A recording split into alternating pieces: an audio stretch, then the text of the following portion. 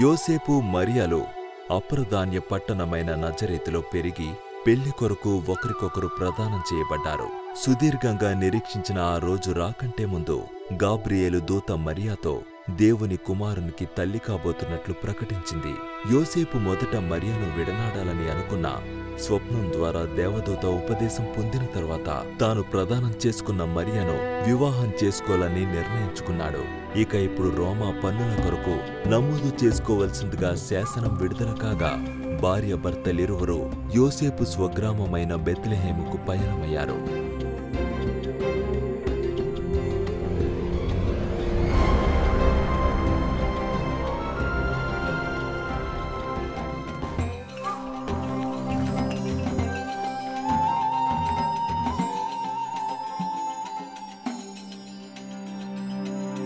ఇమ్మానుయేలు జన్మించాడు. అనంతుడైన దేవుడు పరిమిత శరీరం కల మానవుల మధ్య నివసించడానికి వచ్చాడు. సృష్టికర్త అయిన దేవుడు గందరగోళంగా ఉన్న పరిస్థితుల నడుమ నిశ్శబ్దంగా ఈ లోకంలోనికి అరుదించాలనుకున్నాడు. తన కుమారుడి జీవితమంతటికీ తగిన స్వరాన్ని, సందేశాన్ని ఏర్పాటు చేయడానికా అన్నట్లు ఆయనను చూడడానికి, ఆరాధించడానికి, సంబరాలు చేసుకోవడానికి దీనులైన గొర్రెల కాపరులను తొలి అతిథులుగా కేటాయించాడు.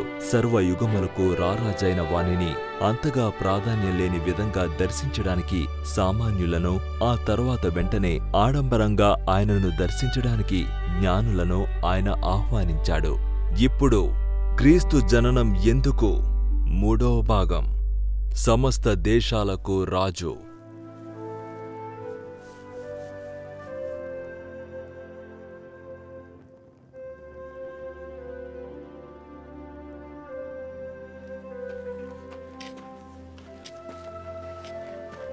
ఆ గొర్రెల కాపరులు పశువుల శాల నుంచి బయలుదేరి బైబిల్లో ఉన్నట్టుగా వారి మార్గంలో కలిసిన వారందరికీ వారికి జరిగిన సంగతులను తెలియజేశారు. వారి జీవితాలిక సాధారణంగా ఉండబోవడం లేదు. వారికి ఆకాశం ఇక ఎప్పుడూ నల్లగా కనిపించదు. వారు రాత్రిళ్ళు తమ గొర్రెలను కాస్తూ ఉండగా తమకు పైవాడు వారిని కాస్తూ ఉన్నాడని వారికి అర్థమైంది.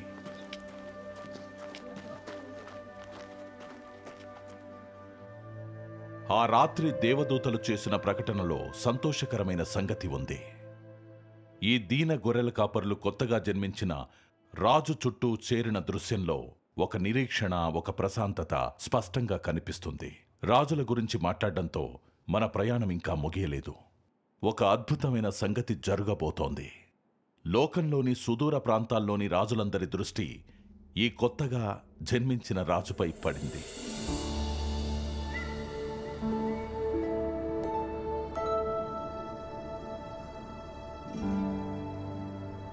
ఈ పురాతన ఘట్టంలో ఏదో గూఢమైన సంగతి దాగి ఉంది. ఖండాలు దాటి ఎడారిలో ప్రయాణిస్తూ పగలు మండే సూర్యుణ్ణి, రాత్రిలో నక్షత్రాల కాంతిని దాటుకొని ఔత్సాహికులు కొందరు భారంగా ప్రయాణించారు. దూర దేశాలలో వీరు సంధ్యాకాశంలోని గుర్తులను, సంకేతాలను గుర్తించారు. కొంతమంది గుర్తించడానికి ఇంకా కొన్నేళ్లు సమయం పట్టే ఆ అద్భుత సత్యాన్ని అర్థం చేసుకున్నారు. మనం వారిని జ్ఞానులు లేదా మ్యాజాయ్ అని గుర్తుపెట్టుకున్నాం. ఆ మాట నుండే మనం మ్యాజిక్ అనే పదాన్ని నిర్వచిస్తాం. నిజానికి అద్భుతంతో నిండి ఉన్న ఒక సంఘటన అక్కడ జరిగింది. తూర్పు నుంచి వచ్చిన ఈ సందర్శకులు ఎవరు? ప్రాచీన చరిత్ర బెత్లెహేంపై నిలిచిన ఆ నక్షత్ర సంఘటనను నిర్ధారిస్తుంది. ఈ సందర్శకులు అసలేమాత్రం ఊహించని ప్రాంతాల నుంచి వచ్చారు. వారు ఖగోళ శాస్త్ర నిపుణులు. నక్షత్ర మండలాలను అధ్యయనం చేస్తూ మానవలోకంలో జరిగే సంఘటనలను అర్థం చేసుకోవడానికి వారు ప్రయత్నిస్తున్నారు. ఆకాశములలో జరిగే మార్పులను యూద లేఖనాలతో సహా ప్రవచన సాహిత్యాన్ని పోల్చి చూడడం వారి అలవాటు.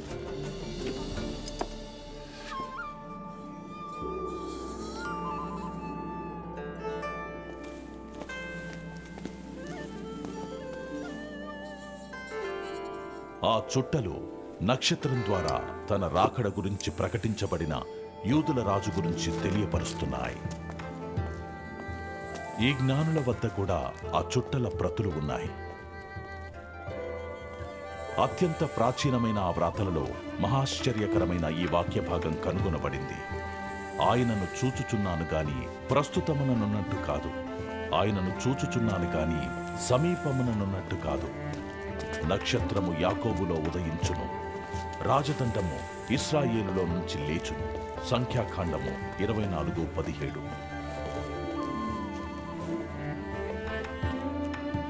ఈ జ్ఞానులకు ఈ వాక్యం విషయంలో అస్పష్టత ఏమీ లేదు. అలాంటి రాజు గురించి దాదాపు 1000 సంవత్సరాలకు ముందే ప్రవచించబడినట్లయితే అతన్ని చూడ్డానికి ఎంత దూరమైనా ప్రయాణించొచ్చు.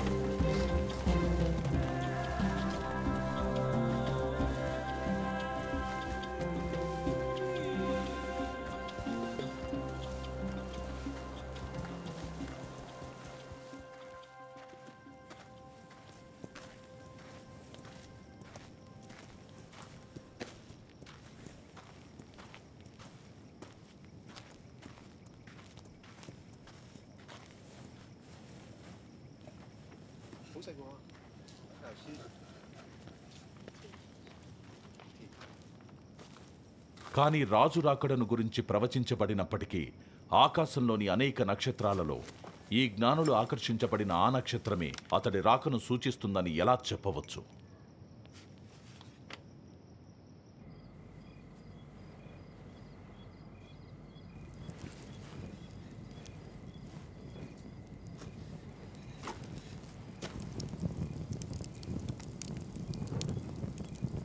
శతాబ్దాల పాటు ఇది అంతుపట్టలేదు.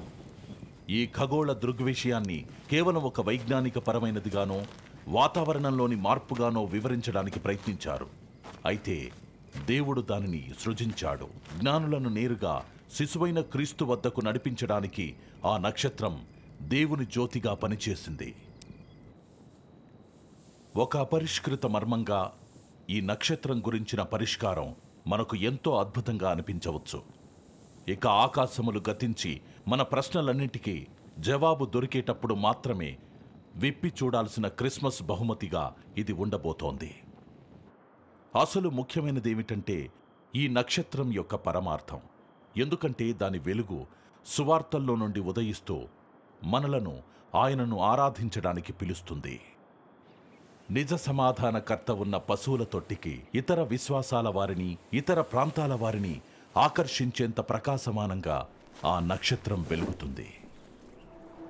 అది ఆకాశంలో తన ఆధిపత్యాన్ని చూపించింది. మన విశ్వాసం ప్రపంచమంతా చూడగలిగేంత గొప్పదని మనకు గుర్తు చేస్తుంది.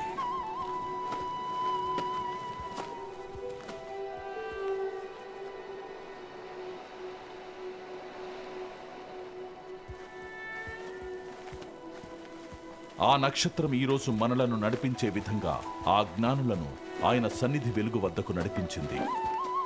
మనం అక్కడకు చేరుకోగానే ఆయన వచ్చస్సు ముందు అంత ప్రకాశవంతమైన నక్షత్రం కూడా కాంతి విహీనంగా కనిపించింది.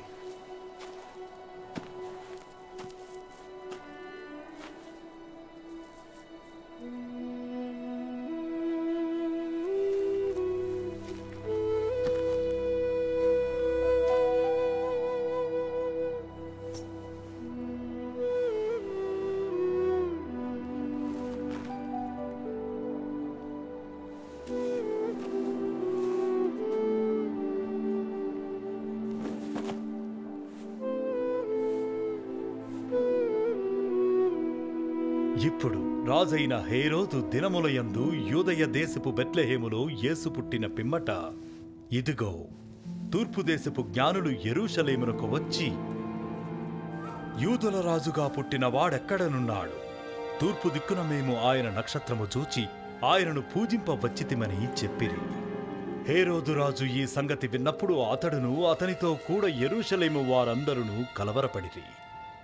అంతటా హేరోదు ఆ జ్ఞానులను రహస్యముగా పిలిపించి ఆ నక్షత్రము కనబడిన కాలము వారి చేత పరిష్కారముగా తెలుసుకొని, మీరు వెళ్ళి ఆ శిశువు విషయమై జాగ్రత్తగా విచారించి తెలుసుకొనగానే నేనును వచ్చి ఆయనను పూజించినట్లు నాకు వర్తమానము తెండని చెప్పి వారిని బెత్లెహేమునకు పంపెను.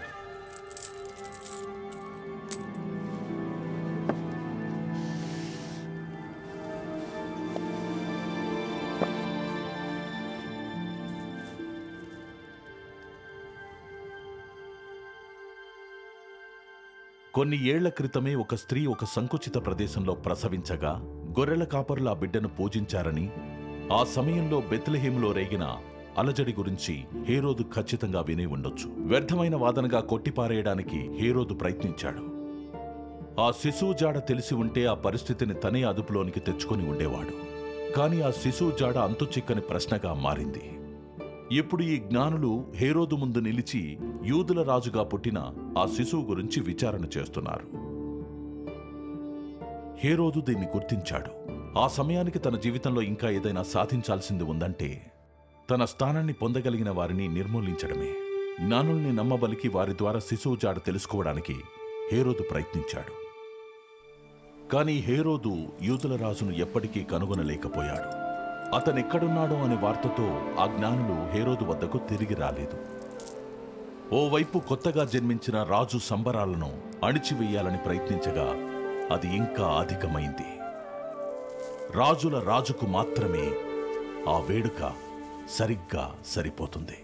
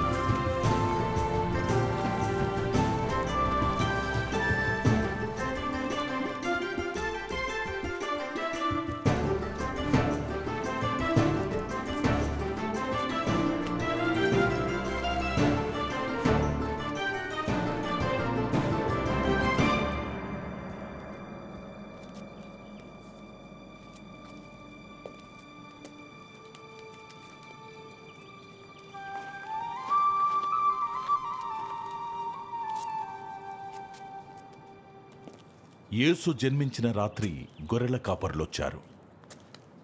వారి ప్రత్యేక తనయుణ్ణి ఇంకా ఎంతకాలం ఇలా రహస్యంగా ఉంచాలి అని మరియ యోసేపులు ఆలోచిస్తూ ఉండగా ఈ జ్ఞానులు అనుకోకుండా ప్రత్యక్షమై యేసే క్రీస్తని, మెస్సయ్య అని నిర్ధారించారు.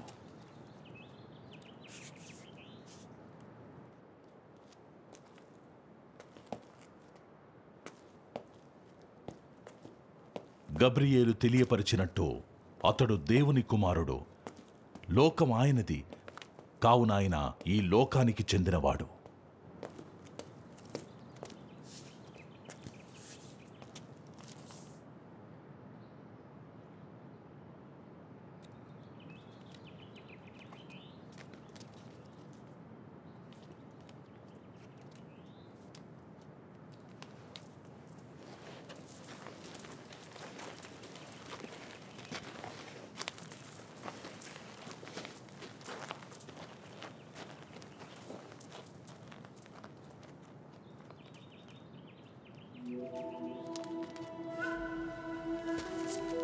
Shah! Shah! Raja! Raja! Guava! Guava!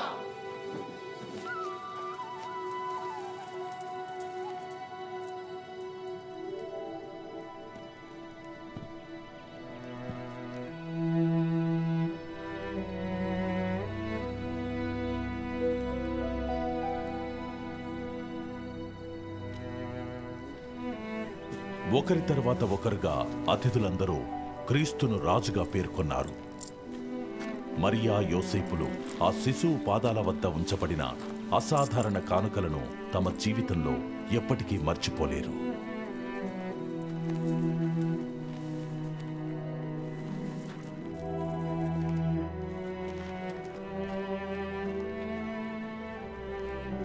తల్లి అయిన మరియను ఆ శిశువును చూచి సాగిలపడి ఆయనను పూజించి తమ పెట్టెలు విప్పి బంగారమును, సాంబ్రాణిని, బోళమును కానుకలుగా ఆయనకు సమర్పించిరి.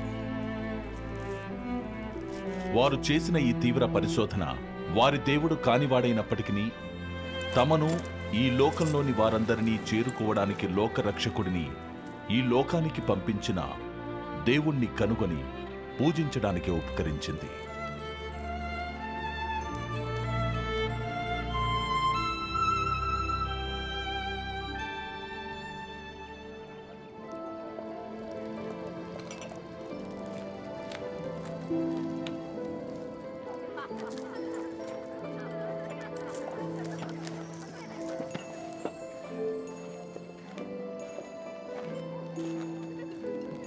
ఈ రాజు జననము మానవ స్థాయి ఉన్నత పరిస్థితుల్లో అయితే జరిగి ఉండకపోవచ్చు. కానీ మన ప్రభువు తదుపరి ప్రపంచంలో తన మహిమతో అంతిమంగా ప్రత్యక్షపరుచుకున్నప్పుడు ధనికుడైన ప్రతి పాలకుడు ఆయన ముందు మోకరిల్లుతారు. ఆ ఘడియలో జీవించి ఉన్న వారిలో గొప్పవారు, ఘనహీనులు అంటూ ఎవరూ ఉండరు. రాజకుమారులు, కార్మికులు అంటూ ఎవరూ ఉండరు. సింహాసనం పాదాల చెంత చేరిన తన ప్రియులందరిలో, ప్రక్కప్రక్కనే నించున్న తనకిష్టమైన పిల్లలందరిలో నిత్యుడైన రారాజు మాత్రమే నిలిచి ఉంటాడు. యేసు ఈ లోకమంతా సంచరించినప్పుడు యేసు ప్రేమ ఈ లోకంలో స్వస్థపరుస్తూ, బోధిస్తూ, హృదయాలను మార్చుతూ కొనసాగింది. ఆయన అనుచరులు ఎక్కడికైతే వెళ్తారో అక్కడ ఆయన స్వరం వినిపిస్తూనే ఉంటుంది. ఆయన పరిచర్యను అనుభూతి చెందవచ్చు. యేసు జ్ఞానములోనూ ఘనతలోనూ నానాటికి ఎదుగుతుంటే ఆయన తల్లిదండ్రులు, దేవదూత తమతో చెప్పిన మాటలను గుర్తు చేసుకుని ఉండవచ్చు కదా. నీవు దేవుడి కుమారుడవు, నీవు ప్రజలను వారి పాపముల నుంచి రక్షిస్తావు. కాని ఎలా? వారి కుమారుడే ఎందుకు? యేసే ఎందుకు?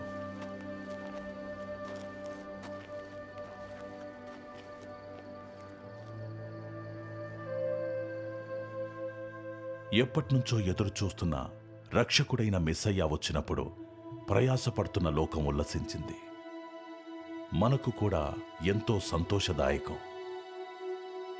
ఈ లోకం ప్రయాసపడుతూ ఉంది. మీరు ఆ ప్రయాసను అనుభవిస్తూ ఉండొచ్చు.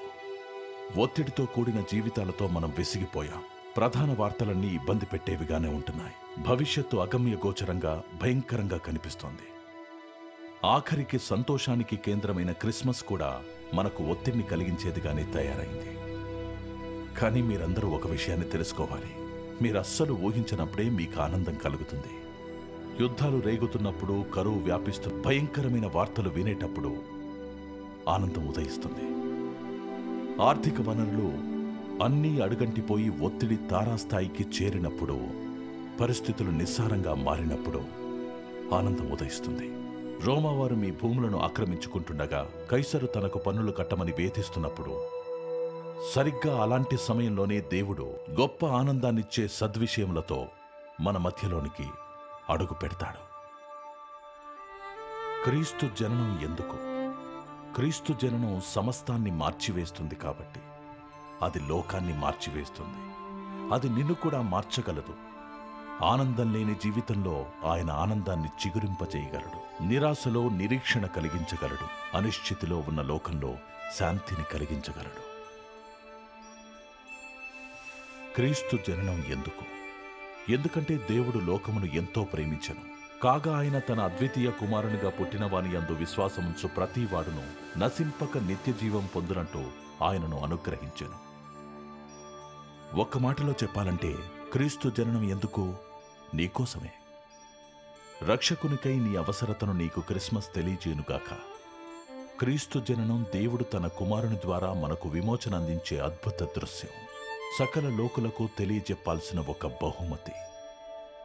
కాబట్టి దేవుడు ఎలా ఎప్పుడు నీతో మాట్లాడినా నీ జీవితాన్ని క్రీస్తు యేసుకు అర్పించడం ద్వారా సరికొత్త ఆరంభానికి ఇదే అనుకూల సమయం.